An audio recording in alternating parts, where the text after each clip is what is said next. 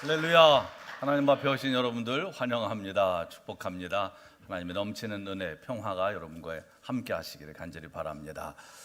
바람 부는 거 좋아하십니까?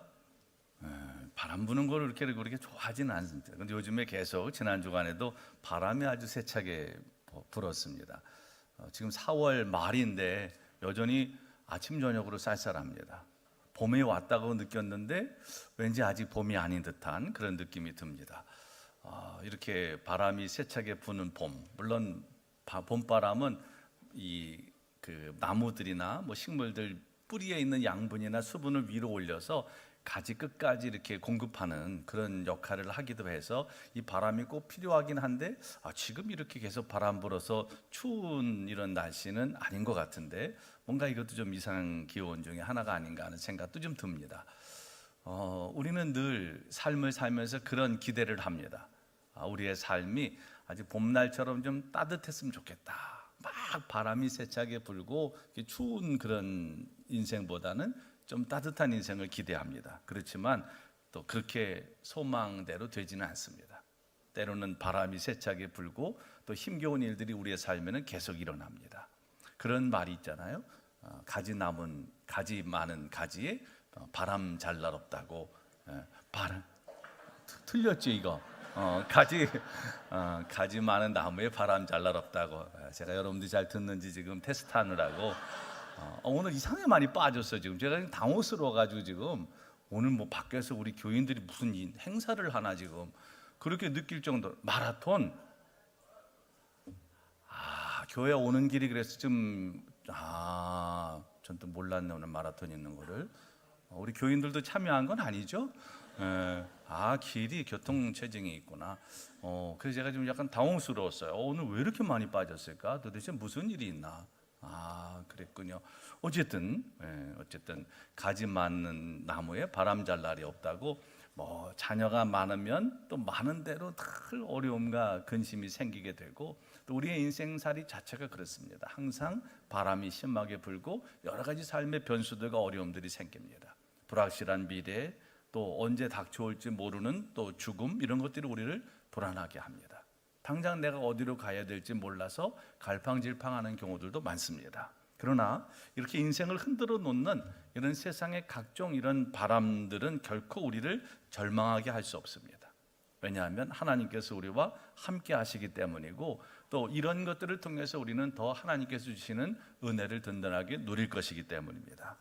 이정하라고 하는 시인이 바람 속을 걷는 법이라고 하는 시에서 이렇게 얘기합니다. 바람이 불지 않으면 세상살이가 아니다. 그래, 산다는 것은 바람이 잠자기를 기다리는 것이 아니라 그 부는 바람에 몸을 맡기는 것이다. 바람이 약해지는 것을 기다리는 것이 아니라 그 바람 속을 헤쳐나가는 것이다. 두 눈 똑바로 뜨고 지켜볼 것. 바람이 드셀수록 왜 여는 높이 나는지. 이렇게 얘기했습니다. 그러니까 이 바람 속을 걷는 법이 이런 거라는 거죠. 그리고 이거는 또 우리 찬송가 373장 2절에도 보면 이런 진실을 노래합니다. 큰 물결 일어나 나 쉬지 못하나 이 풍랑으로 인하여 더 빨리 갑니다. 이런 찬양이 있어요. 큰 물결이 일어나서 우리가 쉴 수 없지만 그 바람으로 인해서 그 풍랑으로 인해서 더 빨리 가게 된다라고 하는 그런 찬송입니다. 우리가 방향만 분명하다면, 지향만 분명하다면 때로는 바람에 흔들려도 목적지를 향해서 갈 수 있습니다. 흔들림에는 한 두 종류의 흔들림이 있어요. 그냥 목적과 방향도 없이 흔들리는 흔들림이 있을 수도 있고 또 그 흔들림, 목적이 분명하고 방향이 분명해서 흔들리기는 하지만 그 목적과 방향을 향해서 이렇게 한 걸음 한 걸음 가게 되는 흔들림도 있습니다. 우리 그리스도인들의 그런 삶의 흔들림, 어떤 바람이 여러분들의 삶에 세차게 불어온다 할지라도 그 흔들림은 단순히 흔들리는 거로 끝나는 것이 아니고 그걸 통해서 여러분들은 더 단단한 믿음의 사람으로 거듭나게 될 것이고 또 그 속에 하나님이 함께 하시기 때문에 분명히 하나님께서 여러분들의 삶을 가장 복되고 아름답게 이끌어 가실 줄로 믿습니다. 어떤 바람이 불든, 여러분의 인생에 어떤 바람이 불든 너무 두려워하지 마십시오. 하나님이 함께 하시고 하나님께서 여러분 그 모든 과정을 통해서 여러분들의 삶을 가장 아름답고 든든하게 세워 가실 겁니다. 부활주일이 지나고 우리는 이제 한 주간을 세상에서 살았습니다. 어떠셨습니까? 부활의 주님과 함께 정말 힘차게 소망 가운데 한 주를 사셨습니까? 아니면 부활주일이 그냥 지난 것뿐이지 여전히 우리의 삶에는 아무 변화도 없고 그냥 여전히 힘 빠진 풍선처럼 그렇게 인생을 사셨습니까? 정말 예수 그리스도의 부활에 대해서 우리가 확신한다면, 그 부활의 주님과 함께 내가 지금 살고 있음을 믿는다면 우리의 삶은 그냥 그렇게 시시하게 그럭저럭 마지못해 죽지 못해 사는 인생이 아니고 정말 하나님의 영광을 위해서 할렐루야 기쁨으로 감사함으로 살아가는 그런 복된 삶이 되어야 될 줄로 믿습니다. 우리 구원받은 사람들, 그리스도인들의 삶의 특징이 있다면 그것은 우리가 생명이 넘치는 삶을 사는 것이고 또 우리가 사는 삶의 자리가 평화가 이루어지는 겁니다. 이 생명과 평화가 우리 삶 속에 그대로 나타나야 되는 것, 이게 그리스도인들의 삶입니다. 예수님께서는 요한복음 10장 10절에서 이런 말씀을 하셨어요. 내가 온 것은 양으로 생명을 얻게 하고 더 풍성히 얻게 하려는 것이다. 아멘. 또 요한복음 14장 27절에는 평안을 너희에게 끼치노니 나의 평안을 너희에게 주노라. 내가 너희에게 주는 것은 세상이 주는 것과 같지 아니하니라. 너희는 마음에 근심하지도 말고 두려워하지도 말라. 예수님께서는 말씀만 그렇게 하신 게 아니고 예수님이 계셨던 모든 것, 예수님과 함께 했던 모든 사람들은 다 생명의 역사를 경험했고 그들은 평화를 누렸습니다. 그게 예수님께서 이 땅에 오신 목적이기도 하고 그것이 또 우리 그리스도인들이 이 땅을 살면서 구체적으로 드러내야 될 삶의 모습입니다. 공포와 두려움과 절망에 짓눌려 있던 그런 생명들이 예수 그리스도 안에서 다 살아나고 그리고 그 결과가 바로 평화였습니다. 그래서 오늘 우리들은 이 땅을 살면서 우선은 여러분들이 예수 그리스도의 생명으로 충만하셔야 됩니다. 그래야지 내가 누군가에게 생명을 전하는 사람들이 될 수 있어요. 생명의 전달자가 될 수 있습니다. 그리고 생명을 심어서 평화를 거두는 것, 이것이 우리가 살아야 될 마땅한 삶이기 때문에 먼저는 여러분들의 삶에 그런 은혜가 임하기를 바랍니다. 여러분의 가정에 그런 은혜가 임하기를 바랍니다. 그리고 여러분들이 거하는 모든 곳에, 그게 직장이 됐든 아니면 여러분들이 사는 삶의 자리가 됐든 그곳에 이런 생명의 역사와 평화가 이루어지는 그런 기쁨을 꼭 누리며 살게 되시기를 간절히 바랍니다. 오늘 본문에 속한 이 로마서의 말씀은 우리가 어떻게 하면 의롭다 여김을 받을 수 있는가에 대해서 바울이 이야기를 하고 또 의롭다함을 받은 사람들은 그러면 어떻게 의롭게 살 것인가, 어떻게 하나님의 뜻대로 살 것인가를 얘기합니다. 이거는 곧 예수 그리스도의 십자가의 죽으심과 또 예수 그리스도의 부활에 대한 이야기이기도 합니다. 내가 어떻게 의로움을 얻을 수 있습니까? 예수 그리스도께서 내 죄를 위해서 십자가에 달려 죽으셨음을 믿는 모든 사람들은 다 의롭다함을 받습니다. 칭의를 받는 거예요. 내가 의로워서가 아닙니다. 내가 노력해서가 아닙니다. 내가 뭔가를 잘해서 열심히 살아서가 아닙니다. 내가 예수 그리스도께서 내 죄를 위해서 십자가에 달려 죽으셨다라고 하는 것을 믿는 모든 사람들은 다 의롭다함을 받습니다. 의롭다 여김을 받는 거예요. 내 공로가 아니고 예수 그리스도의 십자가의 죽으심 때문에 우리에게 주어진 선물입니다. 우린 그것을 어떻게 받느냐? 믿음으로 받는 거죠. 예수 그리스도를 믿음으로. 그리고 또 우리가 그러면 이렇게 의롭다함을 받은 우리가 어떻게 살아야 되는가? 이건 성화에 관한 문제예요. 그런데 이 성화에 관한 문제는 곧 예수 그리스도의 부활과 연결이 됩니다. 그러니까 내가 예수 그리스도와 함께 산다고 하는 것은 이 부활의 주님과 함께 사는 것을 의미합니다. 그래서 내가 예수 그리스도 안에서 의롭다함을 받았다면 우리는 그 예수 그리스도와 함께 살면서 이제 구체적으로 거룩해져 가는 과정, 그게 바로 우리의 신앙의 과정이라고 말할 수 있어요. 그래서 로마서는 우리에게 그런 것들에 대한 말씀을 합니다. 그러면서 이 로마서가 강조하는 핵심적인 내용들이 뭐냐? 이제 예수 그리스도를 통해서 이게 단순히 너희들은 의롭게 됐다라고 하는 선언으로 끝나는 것이 아니고 이거는 우리의 삶의 지배자가 바뀌었다, 지배자의 전환을 의미합니다. 그러니까 죄와 율법과 사망이 지배하던 영역에서 이제 그리스도의 은혜와 생명과 이제 성령이 역사하는 삶으로 내 삶이 바뀐 겁니다. 우리를 지배하는 지배자가 바뀐 거예요. 이건 엄청난 사건입니다. 그동안은 내가 죄의 지배를 받았습니다. 죽음의 지배를 받았습니다. 율법의 지배를 받았습니다. 이제는 생명의 지배를 받고, 할렐루야, 예수 그리스도 안에서 이제 의롭게 되고 이제는 하나님의 은혜 안에 살아가는 삶으로 우리의 삶이 바뀌었다고 하는 겁니다. 이전까지는 어둠의 지배를 받았다면 이제는 생명으로, 빛으로 우리가 나가게 됐다는 거죠. 우리의 인생에 이 지배자가 바뀐 엄청난 변화, 이것이 바로 예수 그리스도의 부활을 통해서 우리에게 주신 하나님의 은혜입니다. 그러니까 우리가 그리스도인이 됐다고 하는 것은 단순히 내가 교회 다니는 사람이다, 이게 아닙니다.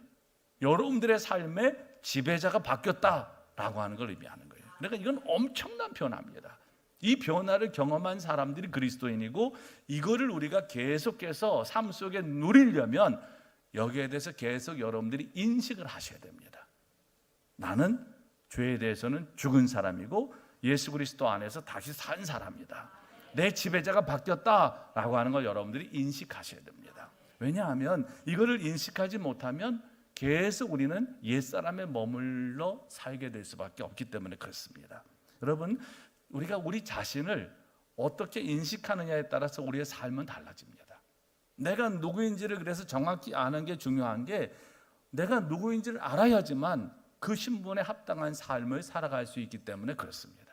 그래서 우리는 날마다 여기에 대해서 계속해서 여러분 자신에게 이걸 상기시켜야 됩니다. 나는 죄의 지배를 받는 사람이 아니다. 나는 죽음의 지배를 받는 사람이 아니다. 나는 어둠의 지배를 받는 사람이 아니다 라고 하는 걸 여러분들이 선언하셔야 돼요.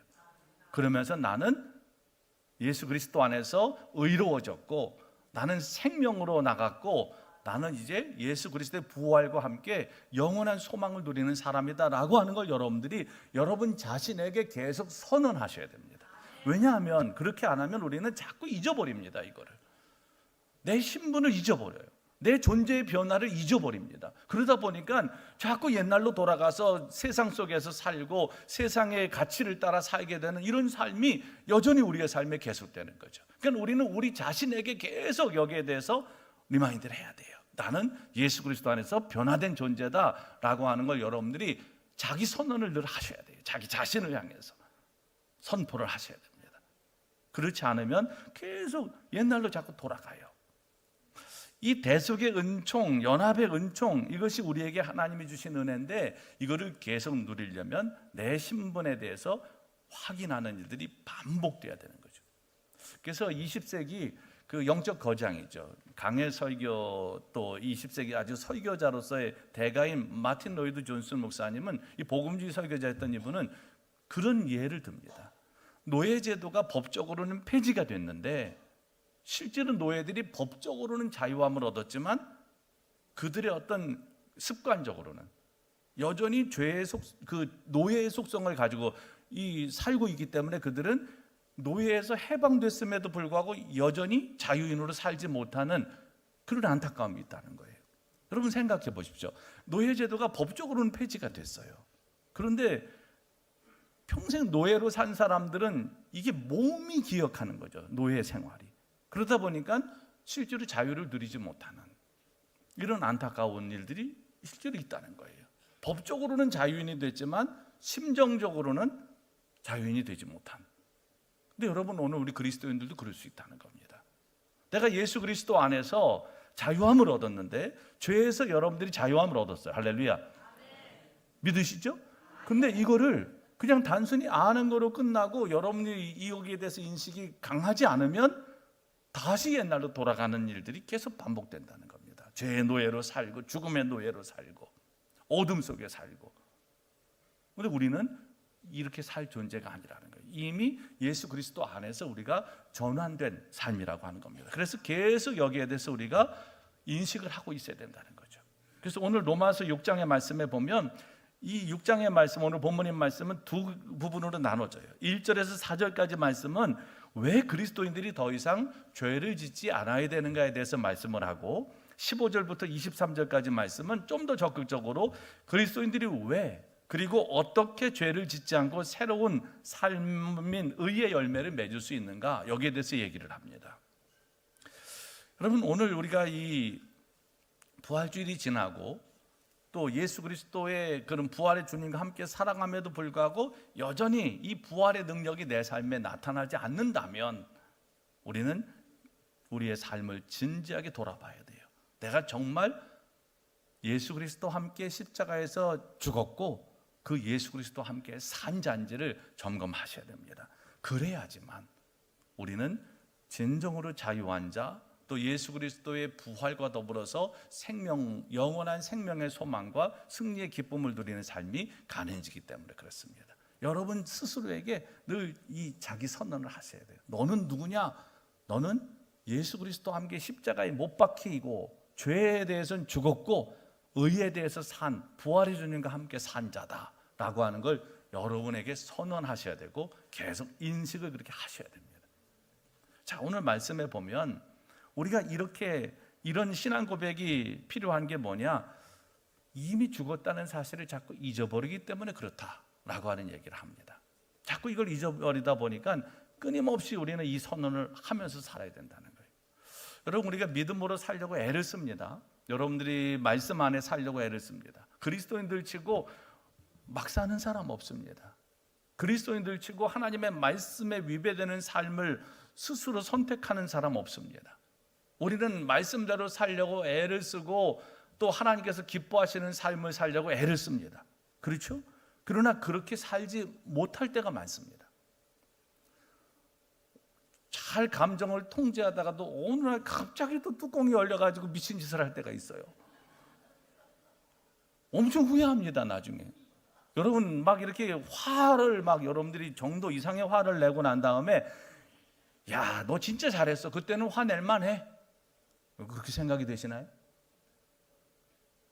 정당하게 화를 냈다 할지라도 여러분 조금 시간이 지나면 후회가 밀려옵니다. 내가 그때 왜 그렇게 했을까? 조금만 참을 걸. 그때 왜 내가 그렇게 했을까? 그리고 또 그 누구의 마음에 정말 비수를 꽂는 그런 말들 있잖아요.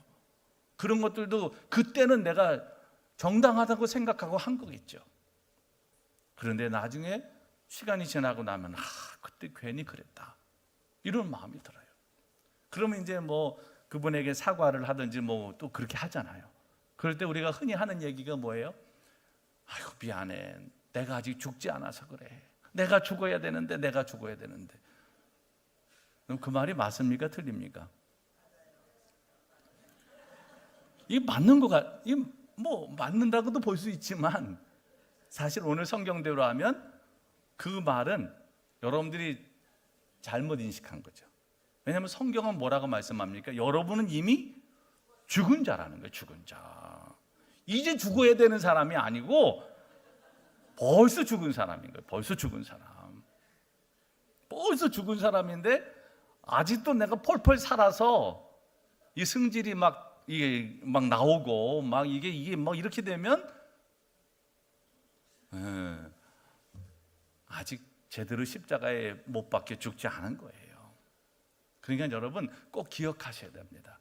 우리는 이제 죽어야 되는 사람이 아니고 여러분들이 정말 예수 그리스도를 구조로 영접하셨다면 이미 죽은 자. 그러니까 과거에 이미 죽은 자기 때문에 예수 그리스도의 십자가의 죽음과 더불어서 나도 죽은 거기 때문에 더 죽을 필요 없이 이제는 여러분들이 이미 죽은 자라고 하는 것을 인식하며 사셔야 돼요. 계속해서 여러분 자신이 죽은 사람이다. 이거를 계속 고백하고 사셔야 됩니다. 그래서 오늘 6절 말씀에 보면 이런 선언을 해요. 우리가 알거니와 우리의 옛사람이 예수와 함께 십자가에 못 박힌 것은 죄의 몸이 죽어 다시는 우리가 죄에게 종노릇하지 아니하려 합니다. 이미 우리가 죽었다는 거예요. 이미 죽었다. 그리고 오늘 그 2절 말씀에도 보면 죄에 대해서 죽은 우리가 이렇게 말합니다. 이미 우리는 죽었다는 거죠. 뭐에 대해서? 죄에 대해서 죽은 거예요. 옛사람은 이미 죽은 겁니다. 이제 죽을 게 아니고 벌써 죽은 거예요. 여러분들 예수님을 구주로 영접하셨잖아요. 예수님께서 십자가에 달려 죽으심으로 내 모든 죄를 사하시고 구원받았음을 믿으시잖아요. 그렇다면 여러분은 이미 죽은 자예요. 그래서 죽은 사람답게 사셔야 돼요. 죽은 사람은 그렇게 감정을 막 드러내지 않습니다. 죽은 사람은 그렇게 뚜껑 열려가지고 이상한 짓 안 합니다. 이미 우리는 죽은 자다. 이거를 우리가 잘 인식을 하고 살아야 돼요. 그리고 계속해서 예수 그리스도 안에서 내가 죽었다라고 하는 사실을 여러분들이 상기하셔야 됩니다. 자, 오늘 11절 말씀에 보면 한번 같이 읽어보겠습니다. 11절 말씀 시작. 이와 같이 너희도 너희 자신을 죄에 대하여는 죽은 자요 그리스도 예수 안에서 하나님께 대하여는 살아있는 자로 여길지어다. 아멘. 여기 여긴다라고 하는 이 말은 사실을 사실대로 인지하며 살라라고 하는 의미입니다. 그러니까 우리가 죄에 대해서 죽었다는 이 사실을 사실대로 인지하며 살아나는 거예요. 그 사실을 늘 기억하고 살아야 된다는 거죠. 그래야지만 진짜 자유인으로 살게 된다는 거죠. 여러분들은 예수 그리스도를 영접하는 그 순간에 죄에 대해서는 이미 죽은 사람이 된 거예요. 그리고 예수 그리스도 안에서 다시 산 자가 된 거죠. 그런데 우리가 예수님을 처음에 영접했을 때 이런 것들을 고백하며 신앙생활을 시작했지만 이게 그 확신이 마음에 잘 들지 않을 수도 있고 또 자꾸 그것이 흔들릴 수도 있어요. 그래서 필요한 게 뭐냐? 여러분들이 예수 그리스도를 구주로 영접하고 난 다음에 일정 시간이 지나면, 그러니까 교회 오자마자는 아니에요. 예전에는 6개월 정도 지나고 학습을 받고 그리고 뭘 받았어요? 세례를 받았어요. 그 기간이 필요한 겁니다. 이거는. 그러니까 교회 오자마자 바로 세례. 뭐 군대에서는 그게 가능하지. 군대에서는 어쨌든 한 명이라도 더 세례 주고 이제 예수님을 근데 군대에서는 뭐 그날 손 들고도 세례 받을 수 있어요. 그렇지만 우리 교회에서는 그렇진 않습니다. 여기서는 어느 정도 기간이 지나서 여러분들이 예수 그리스도를 진정으로 고백한 사람들이 세례를 받는 거죠.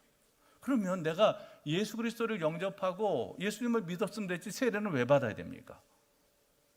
여러분들 중에 세례 안 받은 분들이 혹시 계시다면 왜 안 받고 계십니까? 예수님을 영접했으면 됐지 뭐 세례 왜 받아요? 준비된 다음에 받아요. 언제 준비되십니까? 여러분들 언제 준비되시겠어요? 그러니까 여러분들이 예수 그리스도를 구주로 영접하셨다면 교회가 다 이 제도 속에서 여러분들이 어느 정도 시간이 지나고 여러분들이 예수님을 구주로 고백하고 이런 믿음의 삶을 살게 되면 세례 받도록 권면을 합니다. 그러면 세례를 그때 받으시죠. 그러면 세례는 뭡니까? 세례는 그 의식을 통해서 내가 완전히 죽고 예수 그리스도와 다시 사는 거죠. 성경의 세례의 원형은 침례입니다. 침례. 그래서 헬라어로 말하면 이 바티스마라고 하는 단어를 써요. 이건 물에 잠그다, 그 다음에 적시다 이런 의미가 있어요.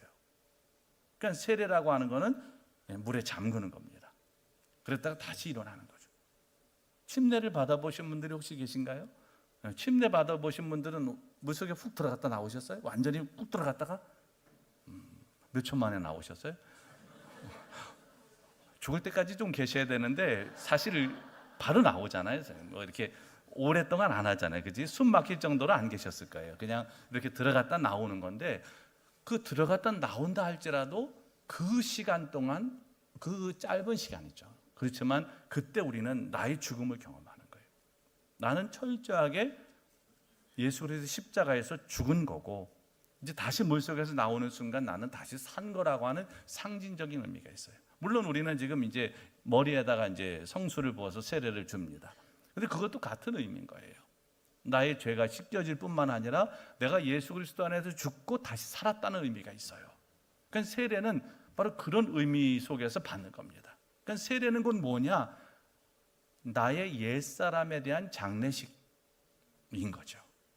그러니까 우리가 세례자들을 축복해 주는데 그 축복은 뭐예요? 다시 살아난 것에 대한 축한 거죠. 그러니까 세례를 할 때는 엄숙하게 하는 거죠. 장례식인데 뭐 그때 뭐 박수 치고 축하할 수는 없잖아요. 그렇지만 세례를 받고 이 옆으로 이제 다시 가는 이때부터는 다시 사는 거죠. 그러니까 우리가 축하도 해주고 뭐 선물도 드리고 꽃다발도 드리고 아주 먼 옛날 이것도 하는 거, 사랑해도 하는 거죠. 그러니까 세례는 바로 그런 의미가 있어요. 내가 죽고 이제 그리스도와 함께 다시 사는 겁니다. 그러니까 오늘 본문 3절에서 5절까지 말씀하면 이렇게 말씀해요. 무릇 그리스도 예수와 합하여 세례를 받은 우리는 그의 죽으심과 합하여 세례를 받은 줄을 알지 못하느냐. 그러므로 우리가 그의 죽으심과 합하여 세례를 받음으로 그와 함께 장사되었나니 이는 아버지의 영광으로 말미암아 그리스도를 죽은 자 가운데서 살리심과 같이 우리로 또한 새 생명 가운데 행하려 함이라. 이렇게 말씀해요. 그러니까 세례는 그런 의미가 있어요. 그럼 세례는 한 번 받습니까? 아니면 필요할 때마다 받습니까? 한 번 받습니다. 그죠? 세례가 이런 의미면 우리는 자주 받으면 좋을 것 같아요. 자주 받으면 또 내가 그걸 상기할 수 있고 또 상기할 수 있고 그러니까. 내가 자꾸 죄가 꾸물꾸물 살아나고 내 본성이 살아나고 옛 자아가 살아날 때마다 물속에 잠그면 심할수록 더 오래 물속에 있다가 나온다든지 뭐 그러면, 근데 여러분 그런 건 없어요. 세례는 그냥 한 번 받으시는 겁니다. 여러분들이 일생 동안 유아 세례를 받은 분들은 어렸을 때 한 번 받으신 거를 족합니다. 입교하시면 되는 거, 청년 만 18세가 됐을 때. 그리고 뭐 아동이든 또 아니면 청소년이든 어른들이든 세례는 한 번 받은 거를 족한 거죠. 그러면 어떻게 이것이 계속해서 내게 아주 영적으로 효과적인 것이 되느냐? 여러분들이 계속 일회적인 사건이지만 이 사건을 기억하고 또 적용하면서 날마다 일상적인 삶 속에서 내가 세례받았다고 하는 의미를 기억하시고 깨달으셔야 돼요. 세례라고 하는 의미를 계속 생각하셔야지만 여러분들이 예수 그리스도와 함께 죽고 다시 산 자라고 하는 것을 인식하며 살아갈 수 있어요. 죄의 충동이 우리를 괴롭힐 때마다 우리는 이 사실을 상기해야 됩니다. 죽은 자는 유혹도 받지 않고 욕심도 없고 또 분노하지도 않습니다. 그래도 죄가 고개를 들거들랑 여러분 자신에게 늘 그렇게 소리치십시오. 너는 죽었어. 네 죄 때문에 예수님께서 십자가에 죽으셨을 때 이미 너도 죽었어 라고 하는 걸 여러분 자신에게, 또 이걸 또 다른 사람한테 하면 이것도 괜히 싸움 나요. 꼭 우리는 우리 자신에게 안 하고 다른 사람한테 할 때가 있잖아요. 뭐 남편이나 아내가 그리스도인답지 않을 때 그때 지적하는데 이거 쓰면 안 됩니다. 목사님이 그랬어. 너 죽었다고. 죽었는데 너 왜 이렇게 성질을 내고 이러면 안 됩니다. 이러시면 안 되고 자기 자신에게 너는 이미 죽었어. 너는 예수님께서 십자가에 달려 죽으실 때 너도 죽었어. 너 이러면 안 돼 라고 여러분 자신에게 그렇게 자꾸 선언을 하시고 선포하셔야 돼요. 그래야지 내 옛 자아가 꿈틀꿈틀 살아나는 것을 누릴 수 있습니다. 이걸 잘 조율하셔야 됩니다. 세례를 받는다고 하는 것은 바로 그런 의미가 있어요. 더 이상 내 옛사람대로, 옛 자아, 옛 성품대로 살지 않는 겁니다. 그리고 이제는 좀 더 적극적으로 뭘 하며 살아야 되느냐? 우리가 다시 산 자로서 부활의 주님과 연합한 의의 무기로 자신을 드리며 살아야 돼요. 오늘 본문 11절은 우리가 우리 자신을 죄에 대해서 죽은 자로 여기며 살아야 된다고 하는 교훈으로 끝나지 않습니다. 한 걸음 더 나가서 하나님을 향하여 살아있는 자로 여기며 살아야 된다라고 말씀하세요. 그리스도 예수 안에서 하나님께 대하여는 살아있는 자로 여길지어다. 할렐루야. 오늘 우리가 그렇다는 거죠. 그러면서 조금 더 구체적인 지침을 바울은 얘기합니다. 자, 12절 13절 그 뒤에 한번 같이 읽어보겠습니다. 시작. 그러므로 너희는 죄가 너희 죽을 몸을 지배하지 못하게 하여 몸의 사욕에 순종하지 말고 또한 너희 지체를 불의의 무기로 죄에게 내주지 말고 오직 너희 자신을 죽은 자 가운데서 다시 살아난 자같이 하나님께 드리며 너희 지체를 의의 무기로 하나님께 드리라. 아멘. 이 얘기가 뭡니까? 이제는 우리 몸을 죄의 목적을 위해서 드리지 말고 하나님을 위해서 드리라고 하는 거예요. 여러분, 성경적인 거룩함이라고 하는 것은 무엇을 안 하는 것만 의미하지 않아요. 우리의 손으로, 우리의 입으로, 우리의 몸으로 죄를 짓지 말아야 된다라고 하는 것도 중요하지만 더 중요한 것은 우리의 손으로, 우리의 입으로, 우리의 몸으로 하나님께 영광 돌리는 삶을 살아야 된다라고 하는 걸 얘기합니다. 거룩은 뭘 안 하는 소극적인 거라기보다는 더 적극적으로 하나님의 영광을 위해서 살아가는 그런 삶을 의미하는 거예요. 자신의 시간, 또 자신의 이 존재를 온전히 하나님의 영광에서 드리시기를 바랍니다. 그러면 죄를 지을 시간이 없어요. 하나님의 영광에서 여러분 자신의 시간을 드리고 또 교회에 헌신하고 뭐 전도하고 막 뭐 말씀 읽고 이러다 보면 사실 죄 지을 시간이 별로 없어요. 교회 일을 열심히 하다 보면 죄 짓는 시간은 점점 줄어듭니다. 그런데 교회 일을 좀 멀리 하다 보면 죄 지을 시간이 너무 많아지는 거죠. 그러니까 자꾸 노출되는 거예요. 그러니까 여러분 자신을 의의 무기로 드리려면 계속해서 하나님 영광 위한 삶으로 여러분들의 삶을, 시간을, 여러분 존재를 드리실 수 있기를 바랍니다. 그러면 날마다 하나님 영광에 살아가는 삶이 가능해집니다. 사랑하는 여러분, 여러분들의 남은 삶을 하나님 영광에 살기를 원하십니까? 그렇다면 자꾸 십자가 앞에 앉으십시오. 그리고 이 십자가가 예수 그리스도의 죽음으로 끝나는 것이 아니고 이 십자가에서 나도 죽었다라고 하는 것을 늘 확인하십시오. 교회 오실 때마다. 그리고 또 나는 죽은 것뿐만 아니라 부활의 주님과 함께 살았다라고 하는 사실을 여러분들이 기억하십시오. 그리고 그 주님과 연합된, 부활의 주님과 연합된 존재로서 하나님 영광 위에서 매일매일 힘써 살아가시는, 그래서 여러분들의 삶 속에 생명이 넘치고 평화가 이루어지는, 그리고 나뿐만 아니라 여러분들의 사는 모든 삶의 공간들이, 삶의 자리가 다 하나님의 생명으로 충만하고 평화가 이루어지는 하나님 나라가 되기를 우리 주님의 이름으로 간절히 축원합니다. 기도하겠습니다. 이 시간 기도하실 때, 하나님, 우리는 십자가에서 예수님께서 돌아가실 때 죄에 대해서 죽은 몸인 것을 고백합니다. 그리고 그렇게 분명히 믿습니다. 그리고 예수 그리스도가 부활하실 때 그 주님과 함께 사는 존재인 것을 믿습니다.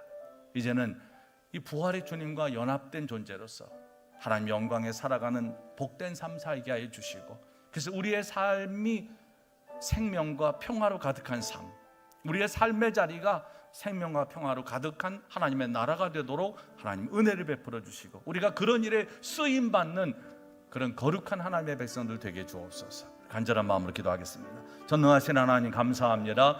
우리의 모든 삶에 주시는 은혜를 감사합니다. 특별히 예수 그리스도가 십자가에 달려 죽으실 때 우리도 죄에 대해서는 죽었고 옛사람이 죽었고 예수 그리스도가 부활하실 때 새 사람으로 우리도 생명을 얻고 부활한 것을 믿습니다.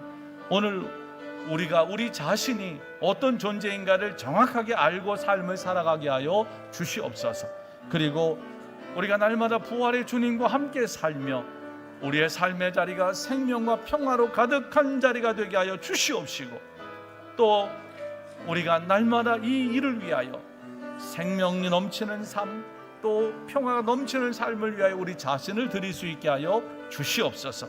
생명을 심고 평화를 거두는 이 거룩한 일, 그리스도인의 이 사명 우리가 꼭 잊지 않게 하시고, 그 사명을 위하여 우리의 시간을 드리고 우리의 존재를 드리며 날마다 하나님 영광에 살아가는 우리 모든 교우들이 되도록 역사하여 주시옵소서.